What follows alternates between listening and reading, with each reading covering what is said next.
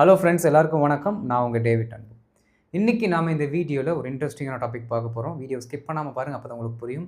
And இதை first time நம்ம சேனலுக்கு வந்திருக்கீங்கன்னா நம்ம சேனலை மறக்காமல் சப்ஸ்கிரைப் பண்ணிட்டு பெல் பட்டனை கிளிக் பண்ணி வச்சுக்கோங்க. அப்போ தான் நான் போடுற வீடியோஸ் உங்களுக்கு தொடர்ந்து வந்து சேரும். நம்ம டிலே இல்லாமல் வீடியோக்குள்ளே போயிடலாம். ஃப்ரெண்ட்ஸ், அப்புறம் ஒரு முக்கியமான விஷயம், அடுத்த மாதத்துக்கான basic to intermediate course admission start ஆகிருச்சு. இதில் நீங்கள் ஜாயின் பண்ணணும்னு நினைக்கிறவங்க இப்போது இந்த டிஸ்பிளேல தெரிகிற நம்பருக்கு எங்களுக்கு வாட்ஸ்அப் பண்ணுங்கள், நாங்கள் உங்களுக்கு ரெஸ்பாண்ட் பண்ணுறோம்.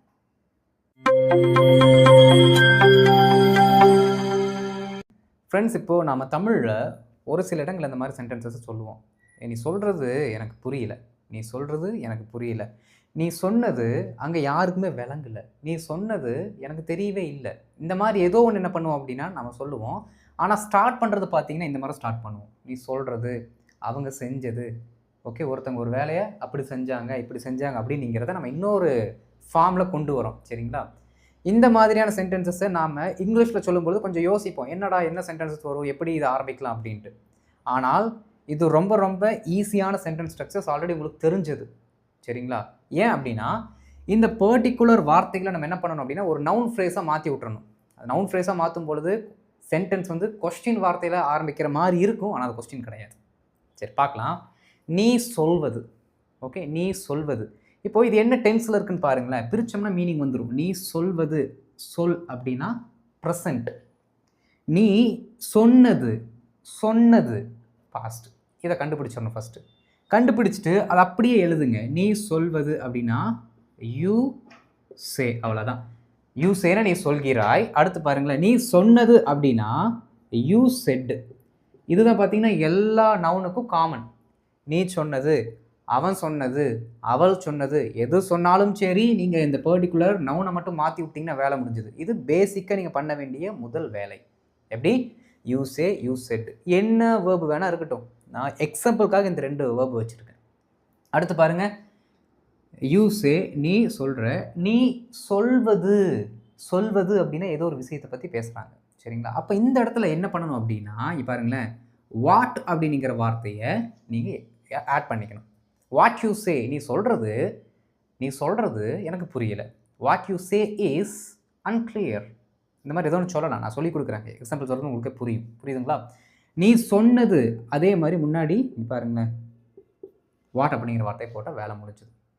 ஓகே, இப்போ வாட்டு மட்டும்தான் அப்படி வச்சுக்குவோமா அப்படின்னா கிடையாதுங்க. எல்லா மாதிரியான நம்மக்கிட்ட என்னென்ன அந்த கொஸ்டின் வார்த்தைகள் இருக்கோ எல்லாத்துக்குமே சென்டென்சஸ் இருக்குது. அதில் எங்கெங்கே யூஸ் பண்ணணும், என்னென்ன வார்த்தைகளை வச்சு யூஸ் பண்ணணும் அப்படிங்கிறத நம்ம எக்ஸாம்பிள்ஸ் வரும்போது உங்களுக்கு சொல்கிறோம். சரிங்களா? பாருங்கள், வாட் யூ சே, நீ சொல்கிறது. வாட் யூ செட், நீ சொன்னது. எப்படி? அந்த இடத்துல நீ சொன்னது இருக்குல்ல, அது நல்லா இல்லை, இந்த மாதிரி ஏதோ நம்ம சொல்லுவோம்.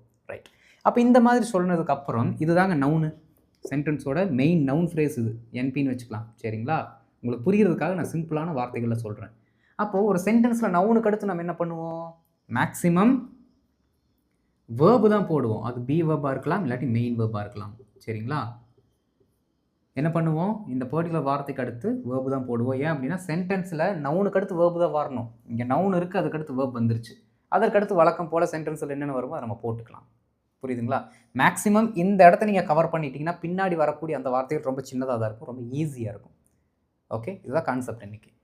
அப்போது இந்த மாதிரியான ஸ்ட்ரக்சரை வச்சு நாம் என்னென்ன சென்டென்சஸ் சொல்லலாம் அப்படிங்கிறது இப்போ எக்ஸாம்பிள் கடன் என்ன பண்ணிடலாம், நம்ம பார்த்துடலாம். சரிங்களா? இப்போ எக்ஸாம்பிள்ஸ்குள்ளே போகலாம்.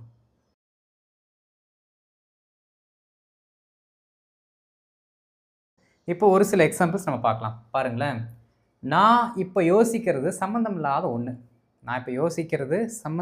இப்போ நம்ம ஒரு விஷயத்தை பற்றி பேசிகிட்டு இருக்கோம். அந்த விஷயத்தை பற்றி பேசிகிட்டு இருக்கும்போது நான் ஒன்று யோசிக்கிறேன். அப்போ எனக்கே தெரியுது நான் இப்போ யோசிக்கிறது சம்மந்தம் இல்லாத ஒன்றுடா அப்படின்ட்டு. அப்போ இப்போ நான் யோசிக்கிறது அப்படிங்கிறத நம்ம சொல்லும் பொழுது தமிழில் ஈஸியாக இருக்குது. ஆனால் இங்கிலீஷில் பார்த்தீங்கன்னா எப்படி ஸ்டார்ட் பண்ணுறது அப்படிங்கிற அந்த ஸ்டார்டிங் ட்ரபிள் எல்லாத்துக்குமே இருக்கும். பாருங்கள், நான் இப்போ யோசிக்கிறது. இப்போது நம்மகிட்ட எப்படி கேட்பாங்க, நீ என்ன யோசிக்கிறதா கேட்பாங்க. நம்ம ஒரு விஷயத்தை யோசிக்கிறோம் அப்படின்னா கேட்பாங்க, நீ என்ன யோசிக்கிற அப்படின்ட்டு. அப்போ ஆட்டோமேட்டிக்காக நமக்கே தெரியுது அந்த வார்த்தைக்குள்ளே என்ன அப்படிங்கிற வார்த்தை இருக்குது. சரிங்களா? நான் இப்போ என்ன யோசிக்கிறேனோ அது சம்மந்தம் இல்லாத ஒன்று. இப்படி தான் கரெக்டாக நம்ம விரிவாக சொல்லணும்னா மீனிங் வரும். ஓகே, நான் இப்போ யோசிக்கிறது ப்ரெசண்ட்டில் இருக்குது. சரிங்களா? அப்போது வாட் நான் ஐ திங்க். ஓகே, நவ், ஏன்னா இடம் இந்த டைம் பற்றின வேர்டு வந்துருச்சு, அதனால் வேர்புக்கு அடுத்து போட்டுக்கலாம். பாருங்கள், வாட் ஐ திங்க் நவ், நான் இப்போ யோசிக்கிறது என்னென்னா அது வந்து இதுக்கு சம்மந்தமே இல்லாத ஒன்று. அப்போது நல்லா கவனிக்கணும் நண்பர்களே, இந்த பர்டிகுலர் வார்த்தைக்கு இடையில வரக்கூடிய அந்த நவுன் யூவாக இருந்தாலும் சரி, தேவாக இருந்தாலும் சரி, வியாக இருந்தாலும் சரி, சிங்குலராக இருந்தாலும் ப்ளூரலாக இருந்தாலும் ஒட்டு மொத்தமாக வரும் பொழுது அது சிங்குலர் தான். அப்போ சிங்குலருக்கு போடக்கூடிய இஸ்ஸு, பாஸ்ட் டென்ஸ் அந்த வாஸு, இந்த மாதிரியான பி வெர்பு மெயின் வெர்பு தான் நம்ம போடணும். சரிங்களா? அதை விட்டுட்டு நீங்கள் ஆறு வேறு ஏன்னா ப்ளூரல் இருக்குது அப்படின்னு சொல்லிட்டுலாம் போட்டிங்கன்னா தப்பாயிரும். இங்கே ஐ இருந்தாலும் சிங்குலர் தான், தே இருந்தாலும் சிங்குலர் தான். ஏன்னா இது வந்து ஒரு காம்பவுண்டு நவுன், என்ன சொல்கிறது, ஒரு நவுன் ஃப்ரேஸ் நான் சொன்னேன்ல. அதனால் நீங்கள் சிங்குலர் மட்டும் யூஸ் பண்ணுங்கள், இல்லாட்டி தப்பு வரும். பாருங்கள், வாட் ஐ திங்க் நவ், நான் இப்போ யோசிக்கிறது என்னென்னா இஸ் சம்பந்தம் இல்லாத ஒன்று, irrelevant one. அவ்வளோதான். What I think now is irrelevant one. What I think now is irrelevant one. Okay, அவர் ஏன் சென்றார் என்பது இன்னும் புரியவில்லை. அவர் ஏன் போனார் அப்படிங்கிறது இன்னும் புரியல. ஆரம்பிக்கக்கூடிய வார்த்தை என்னன்னு அதுவே சொல்லி கொடுத்துருச்சு பாருங்க, ஏன். ஓகே, சென்றார் பாஸ்ட், இன்னும் புரியலை, அப்போ இது ப்ரெசென்ட்ல இருக்கு. இந்த சவுண்டை பார்த்தீங்கனாலே தெரிஞ்சிடும் மெயின் நவுனு ப்ரெசென்ட்லேயே பாஸ்ட்லேயே நீங்கிறத கண்டுபிடிச்சிடலாம். மேக்ஸிமம் ப்ரெசென்ட்டில் தான் வருங்க, மேக்ஸிமம் ப்ரெசென்ட்டில் தான் வரும். இதுக்குள்ளே வேணால் பாஸ்ட் இருக்கும், பட் இந்த மெயின் வெர்ப் இருக்குது பார்த்தீங்களா, அது மேக்ஸிமம் ப்ரெசென்ட்டு.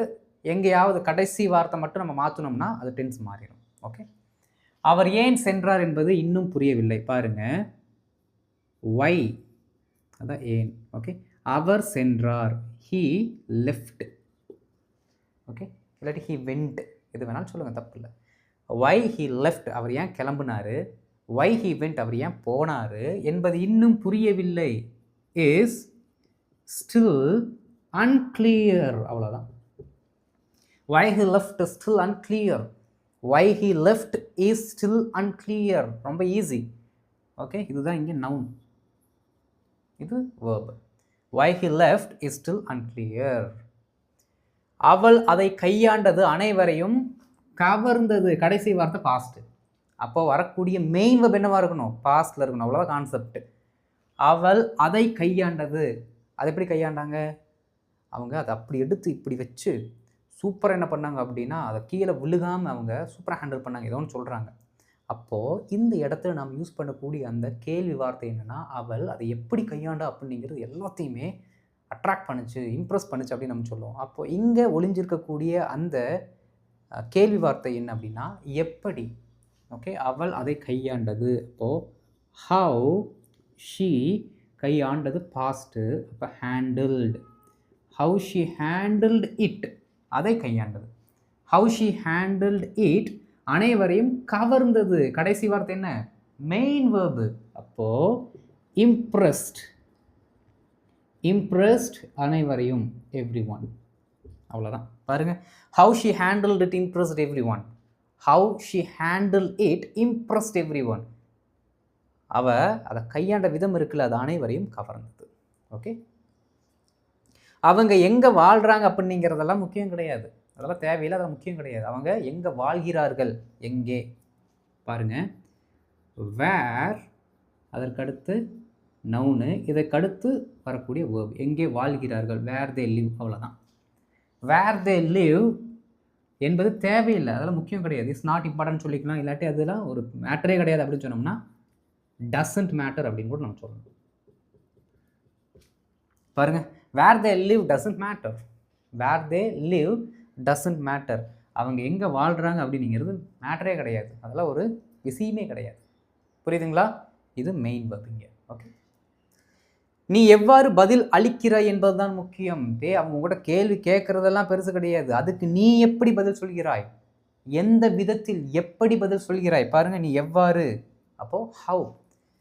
அளிக்கிறாய் ப்ரெசண்ட்டில் இருக்குது, அப்போது ஹவு யூ ஆன்சர் தெம், அவர்களுக்கு நீ எவ்வாறு பதில் அளிக்கிறாய், ஹவ் யூ ஆன்சர் தெம் என்பதுதான் முக்கியம். மேட்டர்ஸ் மோஸ்ட், மோஸ்ட்னா ரொம்ப ஒரு லிமிட்டை சொல்கிறதுக்காக இங்கே யூஸ் பண்ணுறோம். புரியுதுங்களா? பாருங்கள், How you answer them matters most. முக்கியம். அதைத்தான் வந்து அவங்க ரொம்ப முக்கியமான ஒரு பொருளாக பார்ப்பாங்க அப்படிங்கிறதுக்கு நம்ம மேட்டர்ஸ் அப்படிங்கிற வார்த்தை யூஸ் பண்ணுறோம். சிங்குலர் அப்படிங்கிறதுனால, ப்ரெசென்ட்டில் இருக்கிறதுனால இந்த மேட்டர் அப்படிங்கிற வார்த்தை கூட எஸ் சேர்ந்து வருது, வேர்பு. புரியுதுங்களா? ஏன்னா ஹீ ஷீட்டாக தான் நம்ம எடுத்துக்கிறோம், அதனால matters. Okay, how you answer them matters most. நீ அவங்களுக்கு எப்படி ஆன்சர் சொல்கிற அப்படிங்கிறது ரொம்ப முக்கியம். How you answer them matters most. புரியுதுங்களா? அப்போ நீங்கள் என்ன பண்ணணும், ஃபஸ்ட்டு என்ன சென்டென்ஸாக இருந்தாலும் அதற்குள்ளே ஒளிந்திருக்கக்கூடிய அந்த பர்டிகுலர் கேள்வி வார்த்தையை ஐடென்டிஃபை பண்ணி கடைசி வார்த்தையை கண்டுபிடிச்சிட்டிங்க அப்படின்னா அதில் இருக்க டென்ஸ் உங்களுக்கு விளங்கிடும். ஆட்டோமேட்டிக்காக நீங்கள் சென்டென்ஸ் மேக் பண்ணிடலாம். ரொம்ப சிம்பிள். ஓகே, இன்னும் ஒரு சில எக்ஸாம்பிள்ஸ் பார்க்கலாம்.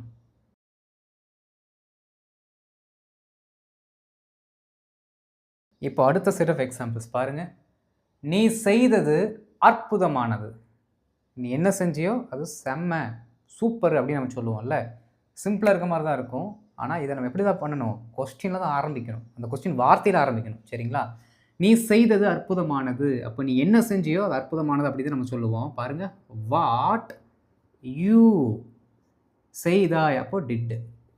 அவ்வளோதான்.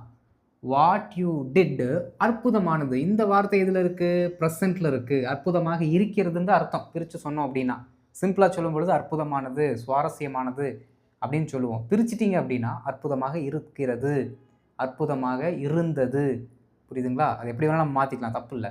அடுத்து பாருங்கள், சுவாரஸ்யமாக இருக்கிறது, சுவாரஸ்யமாக இருந்தது மாறிடும் ஆட்டோமேட்டிக்காக. சரிங்களா? அப்போ வாட் யூ டிட் அற்புதமானதுன்னா ப்ரெசென்ட்டில் இருக்குது, அப்போது இஸ்.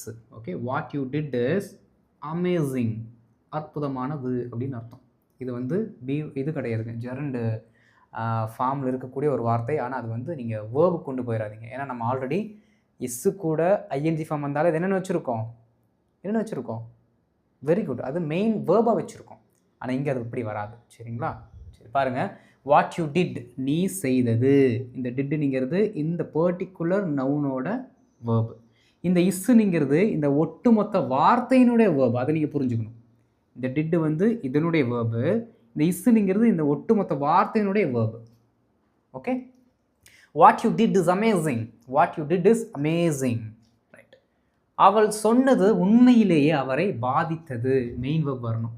ஓகே, அவள் சொன்னது, அவள் என்னமோ சொல்லியிருக்கா, என்ன வந்துருச்சா? அப்போது வாட்.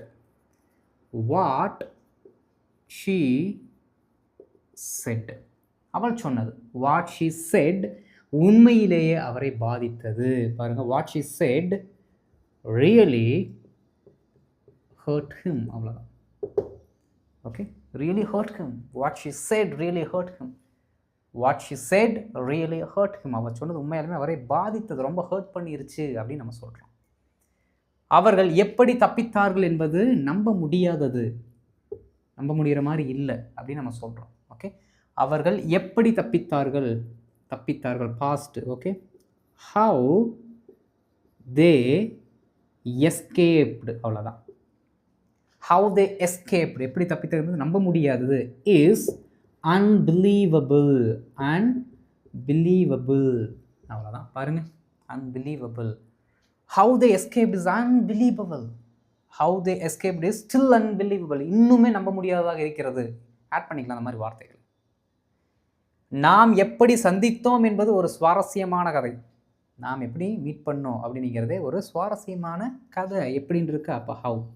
ஓகே, ஹவ் வி மெட், சந்தித்தோம், பாஸ்டில் இருக்கு மெட். ஹவ் வி மெட் என்பது ஒரு சுவாரஸ்யமான கதை. Is funny story. அவ்வளோதான். Okay, how we met is a funny story. நாம் எப்படி சந்தித்தோம் அப்படிங்கிறது ஒரு சுவாரஸ்யமான கதை, ஒரு ஜோக்கான கதை, ஒரு ஜோக் மூமெண்ட்டு அப்படின்னு நம்ம சொல்கிறோம்ல, அது இப்படி தான் சொல்லணும். How we met is a funny story. How we met is a funny story. அவர் ஏன் பதில் அளிக்கவில்லை, பாஸ்டில் அந்த வேலையை செய்யலை. அவர் ஏன் அந்த வேலையை செய்யலை என்பது தெளிவாக தெரிகிறது, அப்படியே கண் கூட தெரியுதுரா அப்படின்னு நம்ம சொல்லுவோம். ஏன், அப்போது why. Why he didn't answer. அவ்வளோதான், பதில் அளிக்கவில்லை. வை ஹீ டிண்ட் ஆன்சர் தெளிவாக தெரிகிறது. Is obvious. இஸ் ஆப்வியஸ், தெளிவாக தெரியுதுன்னா ஆப்வியஸ் அப்படிங்கிற வார்த்தை நம்ம சொல்லணும். ஓகே, அந்த விஷயம் தெளிவாக தெரியுது, தெளிவாக புரியுது, இன்னமும் உனக்கு தெரில, அவனை ஏமாற்றிட்டு இருக்க, அது ரொம்ப ஆப்வியஸாக தெரியுது அப்படின்னு நம்ம சொல்லுவோம்ல, அதான் இதற்கான அர்த்தம். Okay, why he didn't answer is obvious. அவர் ஏன் உனக்கு ஆன்சர் பண்ணல அப்படிங்கிறது தெளிவாக தெரியுது, உனக்கு வேறு கொடுக்க மாட்டார், அவ்வளோதான், தெளிவாக தெரியுது. இந்த மாதிரிலாம் நம்ம சொல்லிக்கலாம். புரியுதுங்களா நண்பர்களே? இவ்வளோ தான் கான்செப்ட், ரொம்ப ஈஸி. அண்டர்ஸ்டாண்ட் பண்ணிட்டீங்கன்னா ஒன்றுமே கிடையாது. அப்போ இந்த மாதிரி எக்கச்சக்கமான எக்ஸாம்பிள்ஸை நீங்கள் ப்ராக்டிஸ் பண்ணணும். இதோடு நிறுத்திட்டிங்கன்னா மறந்து போயிடும். ப்ராக்டிஸ் பண்ணுறதுக்கு உங்களுக்கு நிறைய வார்த்தைகள் இருக்காது. நிறைய சென்டென்சஸ் ChatGPT எடுத்து போடுங்க. எக்கச்சக்கமாக என்ன பண்ணுங்கள், ப்ராக்டிஸ் பண்ணுங்கள். ஓகே, அண்ட் இந்த வீடியோ பிடிச்சிருந்துச்சுன்னா மறக்காம லைக் பண்ணிட்டு மற்றவங்களுக்கும் ஷேர் பண்ணுங்கள். அண்ட் இதான் ஃபஸ்ட் டைம் நம்ம சேனலுக்கு வந்திருக்கீங்கன்னா மறக்காம நம்ம சேனல் சப்ஸ்கிரைப் பண்ணிட்டு பெல் பட்டனை கிளிக் பண்ணி வச்சுக்கோங்க. அப்போ தான் நான் போடுற வீடியோஸ் உங்களை தொடர்ந்து வந்து சேரும். அடுத்த வீடியோவில் ஒரு இன்ட்ரெஸ்டிங்கான டாப்பிக்கில் நான் வந்து மீட் பண்ணுறேன். அது வரைக்கும் இதை நல்லா ப்ராக்டிஸ் பண்ணுங்கள். ஹோம்ஒர்க் வரும், ஹோம்ஒர்க்கை பண்ணுங்கள். Okay, thank you friends.